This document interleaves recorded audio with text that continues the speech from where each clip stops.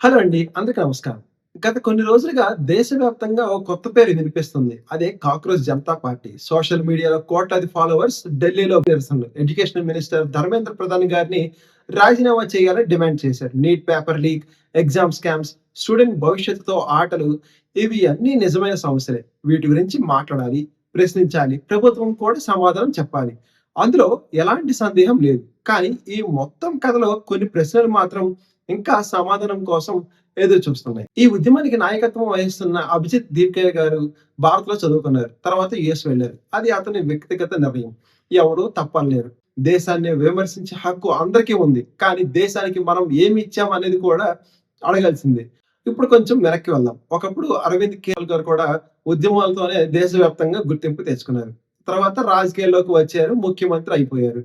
JNU ఉద్యమాల సమయంలో కన్నయ్య కుమార్ కూడా జాతీయ స్థాయిలో చర్చకు వచ్చారు. ఇప్పుడు అభిజిత్ కూడా అదే దారిలో నడుస్తున్నారా అనే చర్చ జరుగుతుంది. అభిజిత్ గారి పేరు దేశమంతా తెలిసిపోయింది. నేషనల్ మీడియాలో కనిపించే సోషల్ మీడియాలో స్టార్ అయ్యారు. అంటే ఈ ఉద్యమంలో అత్యధికంగా లాభపడింది విద్యార్థులా? లేక నాయకులా? అనే ప్రశ్న సహజంగానే వస్తుంది. ఈ ఉద్యమానికి సోనం వాంగ్‌చుక్ మద్దతు ఇచ్చారు. ప్రకాష్ రాజ్ గారు కూడా మద్దతు తెలిపారు.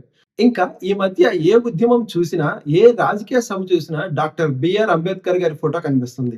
అంబేద్కర్ గారిని గౌరవించడం గొప్ప విషయం. కానీ ఆయన ఫోటో పట్టుకోవడం ఒకటే కాదు. ఆయన ఆలోచనలు అనుసరించడం కూడా తెలిసుండాలి. అంబేద్కర్ గారు జీవితమంతా చదివారు, పోరాడారు, సాధించారు. అందుకే ఈరోజు కోట్లాది మందికి ఆయన్ను గౌరవిస్తున్నారు. కేవలం ఫోటో పట్టుకుంటే సరిపోతుందా? లేక ఆయన చూపిన మార్గంలో నడవాలా? అనే ప్రశ్న కూడా ఆలోచించాలి. ఈ రోజు తల్లిదండ్రులు తమ పిల్లలు ఎలా ఎదగాలని కోరుకుంటున్నారు.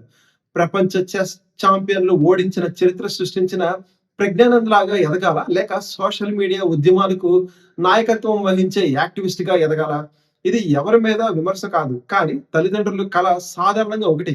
తమ పిల్లలు కష్టపడి ఎదగాలి, ప్రపంచం గౌరవించే స్థాయికి వెళ్ళాలి అనేది. ఇక ప్రభుత్వాన్ని ప్రశ్నించడం తప్పు కాదు. మంత్రి తప్పు చేస్తే నిలదీయడం కూడా తప్పు కాదు. అది ప్రజాస్వామ్యం. కానీ ప్రతి ఉద్యమం చివరలో ఒక ప్రశ్న ఉండాలి. ఫలితం ఏమిటి? విద్యార్థులకు న్యాయం జరిగిందా? వ్యవస్థ మారిందా? అనే ప్రశ్నలకు సమాధానం వచ్చిన రోజే ఉద్యమం విజయవంతమైందని చెప్పగలం. అంతవరకు ఇది నిజమైన విప్లవమా? లేక సోషల్ మీడియా నుంచి పుట్టిన మరో సెలబ్రిటీ మూవ్‌మెంట్? Thank you. జై హింద్.